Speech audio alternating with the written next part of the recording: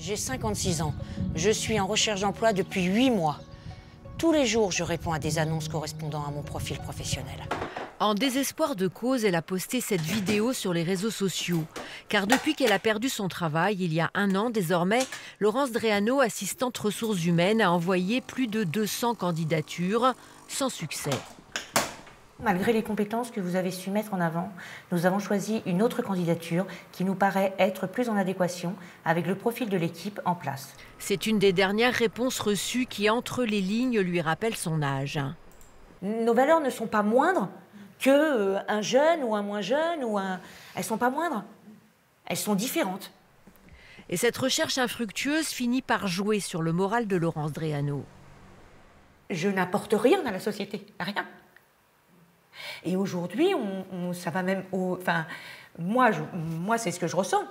Mais je me dis, je ressens ça parce que on ne veut pas me laisser prouver que j'ai une valeur. Malgré son parcours professionnel riche et ses compétences, la cinquantenaire a aujourd'hui un sentiment d'inutilité. Pour moi, le travail, c'est également une reconnaissance. Voilà, être reconnu par la société. Voilà. Et puis, c'est un revenu. Voilà. C'est une sociabilisation. Je ne peux pas me projeter. Je ne peux pas me projeter dans ma vie parce que je n'ai pas de travail. L'emploi des plus de 50 ans, un chantier conséquent pour France Travail.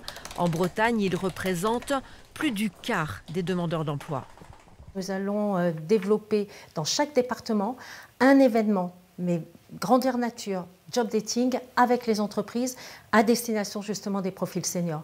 L'idée est vraiment de mettre en commun et de faire en sorte que la rencontre se passe entre une entreprise et un candidat et que les stéréotypes et les freins puissent tomber d'eux-mêmes. Alors que l'âge de la retraite recule, il va donc falloir convaincre les entreprises que les plus de 50 ans ont de sérieux atouts à faire valoir.